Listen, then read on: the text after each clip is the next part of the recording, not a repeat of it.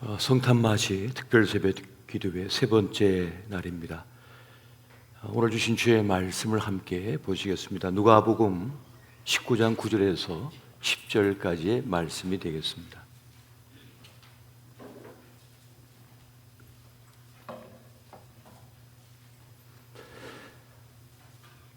다 함께 한 목소리로 합독하겠습니다. 예수께서 이르시되 오늘 구원이 이 집에 이르렀으니 이 사람도 아브라함의 자손이미로다. 인자가 온 것은 잃어버린 자를 찾아 구원하려 함이니라. 아멘. 성탄절 풍경이 있습니다. 성탄절을 축하하기 위해서 우리 아이들이 성탄 발표회를 하기 위해서 몇 주 동안 모여서 함께 노래도 연습하고 율동도 연습하고 또 연극도 연습을 하기도 하고 또 새벽송을 우리 아이들이 돌면서 가가호호 방문해서 찬양을 하고 또 그 가정을 위해 축복을 하는 그런 성스러운 거룩한 발걸음들이 있었습니다. 지금은 그러한 풍경이 많이 사라진 것이 못내 아쉽습니다. 제가 처음 교회 다닐 때 참 인상 깊었던 것이 이 새벽송이었던 것 같아요. 그 눈 내리는 밤에 그렇게 이 마을 저 마을을 다니면서 새벽송을 돌고 또 이 도시에서는 아파트를 찾아가서 새벽송을 돌다가 신고가 돼가지고 경비원들이 쫓아와서 이렇게 시끄럽게 하면 안 된다고 그래가지고 조용한 목소리로 이렇게 목요 같은 소리로 그렇게 찬양을 하고 축복을 하고 또 그러면 찾아온 손님들을 위해서 또 이제 성도님 가정에서는 과일과 또 음료수와 그리고 사탕을 이렇게 몇 봉다리를 해가지고 또 새벽송 도는 아이들한테 주고 그러면 그걸 모으면 교회 한방 가득이 쌓이게 되죠. 그러면 그것을 가지고 어려운 분들을 찾아가서 나눠드리고 그렇게 했던 그런 아름다운 추억들이 있었던 것 같습니다. 이 성탄절 그러한 풍경은 그렇게 주님의 사랑을 전하고 또 차가워진 마음을 따뜻하게 하는 사랑의 온기를 전해주는 그러한 시간들이었습니다. 그렇게 냉랭한 세상 속에서 주님의 사랑의 온기를 전하는 것이 교회의 사명인 것처럼 주님께서 오셔서 행하신 많은 일들 가운데 가장 놀랍고도 귀한 것 가운데 하나는 잃어버린 자를 찾아오셨다고 하는 바로 그 주님의 말씀과 행하심이었습니다. 주님께서 그 잃어버린 자를 찾는다고 하시면서 또 구원하기를 원하신다면서 행하셨던 그 많은 일들은 사실 당시의 유대인들에게는 생소한 것이었습니다. 왜냐하면 그들은 이미 죄인이었고 그들을 공동체 밖의 사람들이었다고 생각한 이들이었기 때문에 그렇습니다. 대표적인 사람이 세리장 삭개오였던 것이죠. 그는 매국노처럼 여겨졌고 유대 공동체에서는 도저히 받을 수 없는 사람이라고 보았습니다. 그런데 굳이 주님께서는 돌 무화과 나무 위에 걸터앉은 그 삭개오에게 찾아가셔서 내가 오늘 너희 집에 유하여야 하겠다 하면서 그의 집에 들어가시는 그 장면을 봅니다. 또 우물가의 그 한 여인을 만나기 위해서 기어이 그 한 마을에 들어가셔서 그 목마른 여인을 만나 주셨던 그 주님의 모습을 또한 봅니다. 그 당시는 가치 없는 존재, 하찮은 존재로 여겼던 그들을 주님께서는 잃어버린 자라고 보셨다는 사실이었습니다. 그러니까 하나님께서는 우리 주님은 그 삭개의 가능성을 보셨던 거죠. 그 두려움 속에 깃들어 있는 고귀함을 보신 분이셨습니다. 출생급 환경과 여러 가지 사건으로 인하여서 기구한 인생이 되었지만 그 안에 잠되어 있는 하나님을 향한 열정과 가능성을 주님께서는 보신 것이었습니다. 그래서 그들을 만나서 그것을 끄집어내어 주셨던 것이었죠. 그러니까 주님은 우리 안에 있는 최고의 것을 보시는 분이십니다. 그 최고의 것을 끌어내어 주시는 분이 바로 그리스도 예수이신 것입니다. 사실 우리는 우리 안에 있는 가능성을 모릅니다. 우리의 자녀에게 있는 가능성을 다 모릅니다. 그 속에 깃든 고귀하고 존귀하며 영광스러움을 잘 모릅니다. 그저 학교에서 공부한 지능의 데이터 숫자만 가지고 평가를 하죠. A등급, B등급으로. 이 얼마나 어리석은 일인지 모르겠습니다. 그런데 주님께서는 그 숨겨져 있는 것을 보시고 그래서 호명하여 끌어내시는 분, 그 너머를 보시는 분이 바로 우리 주님이신 것입니다.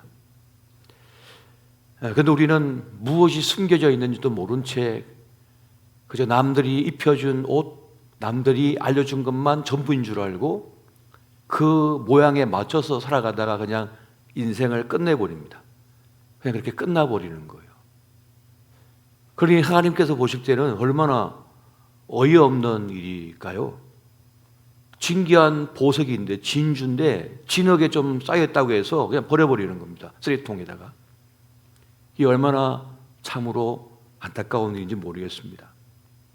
사실 우리 안에는 고귀함도 숨겨져 있지만은 추악한 면도 있는 것이 사실입니다. 인간은 죄인이기 때문에 그렇습니다.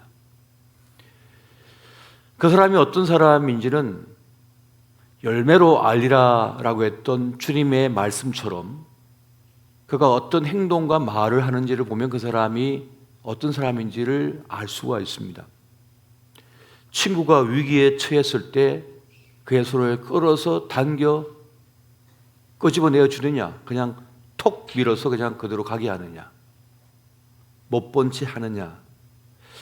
가장 중요한 지점에서 그 실체가 드러날 때가 많은 겁니다.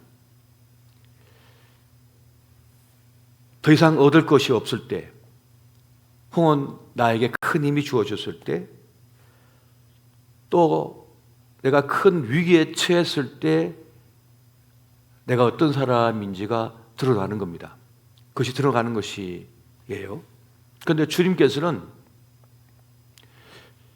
고귀하고 가치 있는 그 면이 있고 추악하고 더러운 면이 있는데 그 양면성을 다 갖고 있는 우리에게서 가장 고귀한 것을 끄집어내고자 하시는 거예요. 그것이 우리 주님이십니다. 근데 사단은 어떻게 합니까? 가장 더러운 것을 끄집어내려고 하는 거예요. 가장 추악한 것을 끄집어내려고 하는 거죠. 이것이 주님과 사단의 다른 면인 것입니다. 한 사람에게서 장점과 가능성을 보는 것이 하나님이시고 한 사람에게서 단점과 추악한 면을 보는 것이 바로 사단인 것입니다. 그런데 주님께서는 투박하기 이를 데 없는 그 속에 숨겨져 있는 위대한 하나님의 가능성을 끄집어내어 주시는 것입니다. 베드로를 주님께서는 베드로 되게 하셨습니다. 시몬으로 불렸던 그를 이제 반석이라, 베드로라 말씀하신 장면을 보게 됩니다. 그러니까 그 돌덩이 안에 숨겨진 그 보석을 지금 끄집어내어 주셨던 거죠. 3번이나 부인하고 저주하며 도망친 시몬이었습니다. 두려움에 휩싸여서 그렇게 도망쳐 버렸던 그를 찾아가서 존재한 것이 아니고 그를 다시 이렇게 세워주셨던 주님을 봅니다.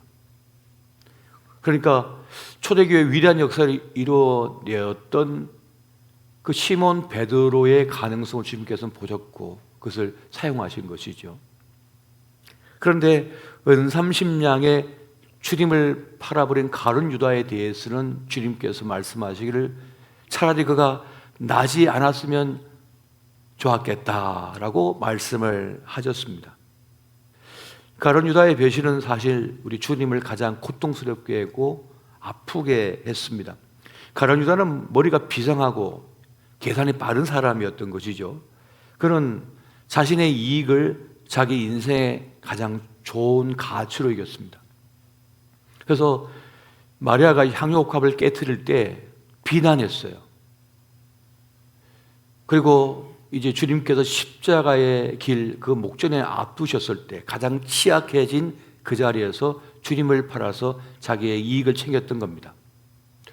그는 주님과 공생의 사역 3년을 같이 하면서 온갖 이적과 기적을 맛본 사람입니다. 주님이 어떤 분인지 다 깨달은 사람입니다. 그런데 그의 중심에는 자기의 나라, 자신의 왕국, 자기의 뜻을 세우는데 결론을 내려버린 사람이었던 것이죠. 이렇게 우리는 사람 속에 들어있는 건 다 알 수가 없습니다. 주님은 우리 속에 깃든 그 놀라우신 가능성을 보시고 그를 끄집어내어 주시는 그러한 분이신 것이죠. 오늘 우리에게 필요한 것은 무엇일까요? 바로 하나님의 시선입니다. 하나님의 마음인 것이에요. 문제만 보면 시험 들고 그리고 원망이 나오고 불평만이 나올 수밖에 없습니다. 하지만 하나님의 시선으로 보고 하나님의 가능성으로 보면 이 문제를 가지고 주님께서 무엇을 행하고자 하시는가? 항상 선으로 합력하여 일을 만들어내신 주님께서 이 일을 통하여 어떤 일을 만들어내실까라고 한 기대감을 가지고 그 문제를 보거든요. 이게 하나님의 가능성으로 보는 사람의 시선인 것입니다. 그렇게 기도하면 할수록 우리는 하나님의 가능성, 하나님의 특별한 뜻을 이제 깨닫게 되어지는 은혜를 누리게 되는 것이에요. 주님께서 기뻐하지 않는 몇 가지가 있습니다. 첫 번째는 열매 맺지 못하는 무화과 나무를 주님께서는 기뻐하지 않으십니다. 잎사귀는 무성한데 말은 많은데 열매가 없는 거예요. 이것에 대하여 주님께서는 안타까워하시는 거죠. 두 번째는 천국 잔치의 빈자리입니다. 주님께서 우리를 위하여 펼쳐놓으신 그렇게 뜻을 가지고 이뤄놓으신 그 천국 잔치에 손님이 없을 때 빈자리가 많을 때 주님께서는 매우 안타까워하십니다. 그래서 뭐라고 하십니까? 강권하여 아무나 데려와서 채우라라고 주님께서 말씀하신 장면을 보게 됩니다. 마땅히 있어야 될 자리에 없는 것에 대하여 주님께서는 안타까워하시는 거예요. 세 번째는 무리에게서 벗어난 양을 보시며 주님께서는 안타까워하십니다. 99마리의 그 무리 속에 있는 양들은 서로 어울려 있으니까 추운 날씨에도 서로 등을 비비면서 따뜻한데 서로 뭉쳐 있으니까 안전한데 홀로 떨어진 그 양은 요즘 말로 하면 유리방황은 가나안 송도가 되겠죠. 어디에도 속하지 못하고 뿌리를 내지 못하는 불행한 인생을 사는 그 양에 대해서는 참으로 안타까워하십니다. 어느 한 군도 뿌리를 내지 못한 채 십자가도 없고 열매도 없고 그리고 영광도 없는 신앙생활을 하는 것에 대하여 불쌍히 여기십니다. 십자가 없이는 영광이 없거든요. 그런데 십자가를 지지 않겠다는 거예요. 이것에 대하여 주님께서는 안타까워하십니다. 네 번째는 일꾼이 없어서 방치되어 버린 저 덜판을 보시며 주님께서는 안타까워하십니다. 추수 때가 되었지만 추수한 일꾼이 없어서 주님께서는 발을 동동 구르십니다. 저 황금 물결을 이루고 있는 저 절판을 보시면서 이제 수확을 거둬야 되는데 일꾼들이 다 어디 갔냐 하는 거예요. 오늘 그리스도인들은 다 어디 갔냐 하는 거죠. 직분을 맡은 이들은 도대체 어디가 있는 거예요. 예배 자리도 없고 기도의 자리도 없고 추수의 자리도 없고 영광의 자리도 없고 도대체 어디 가 있느냐 하는 것이죠. 이것을 보시며 주님께서는 안타까워하시는 것입니다. 어쩌면 자기의 본분의 자리를 잃어버린 그 양을 보시면서 주님께서 잃어버린 양이라고 말씀하지 않으실까? 저 이방에 있는 사람들만 잃어버린 양이 아니라 자기의 본분을 다하지 못하는 것에 대해서 잃어버린 양이라고 말씀하지 않으실까 하는 생각이 듭니다. 그리고 다섯 번째는 실족하게 하는 것에 대하여 주님께서 매우 싫어하시고 안타까워 하신다는 것입니다. 누가복음 17장 1절과 2절 말씀 보면 이런 말씀이 있는데 잘 들어보세요.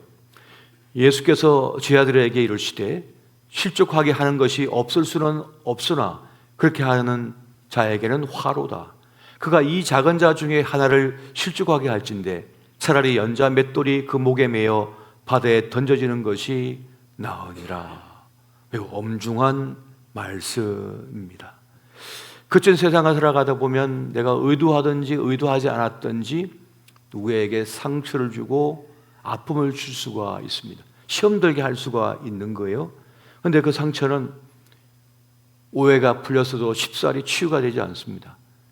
그 마음에 상흔이 남는 것이죠. 그렇게 작은 자 하나를 넘어지게 하는 이들은 차라리 목에 맷돌을 달고 바다에 던져지는 게 나았다고 할 정도까지 주님께서는 엄하게 말씀하고 있는 것입니다.